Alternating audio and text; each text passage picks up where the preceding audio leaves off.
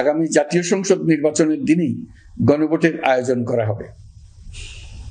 অর্থাৎ জাতীয় নির্বাচনের মতো গণভোটও ফেব্রুয়ারির প্রথমার্ধে একই দিনে অনুষ্ঠিত হবে। এতে সংস্কারের লক্ষ্য কোনোভাবে বাধাগ্রস্ত হবে না। নির্বাচন আরো উৎসবমুখর ও সাশ্রয়ী হবে। গণভোট অনুষ্ঠানের লক্ষ্যে উপযুক্ত সময়ে প্রয়োজনীয় আইন প্রণয়ন করা হবে। জুলাই সনদের আলোকে আমরা গণভোটের ব্যালটে উপস্থাপনীয় প্রশ্নও নির্ধারণ করেছি। আমি প্রশ্নটি এখন আপনাদের সামনে পাঠ করে শোনাচ্ছি।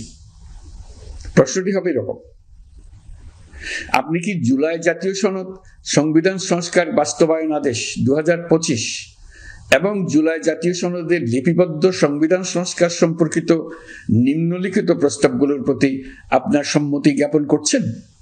ক, নির্বাচনকালীন সময়ে তত্ত্বাবধায়ক সরকার, নির্বাচন কমিশন এবং অন্যান্য সাংবিধানিক প্রতিষ্ঠান জুলাই সনদে বর্ণিত প্রক্রিয়ার আলোকে গঠন করা হবে। খ, আগামী সংসদ হবে 2 কক্ষ বিশিষ্ট।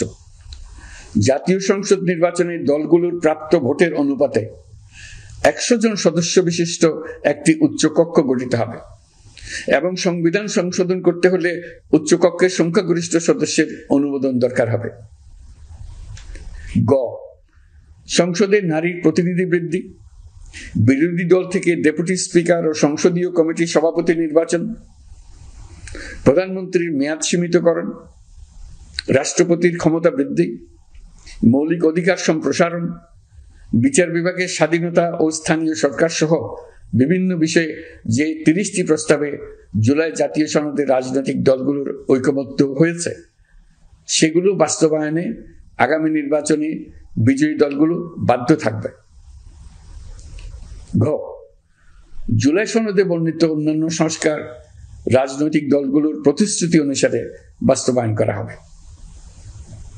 গণভোটের দিন এই 4টি বিষয়ের উপর একটি মাত্র প্রশ্নে আপনি হ্যাঁ বা না ভোট দিয়ে আপনার মতামত জানাবেন। গণভোটের সংখ্যাগরিষ্ঠ ভোট হ্যাঁ সূচক হলে আগামী সংসদ নির্বাচনে নির্বাচিত প্রতিনিধি নিয়ে একটি সংবিধান সংস্কার পরিষদ গঠিত হবে। এই প্রতিনিধিগণ একই সাথে জাতীয় সংসদের সদস্য হিসেবে দায়িত্ব পালন করবেন।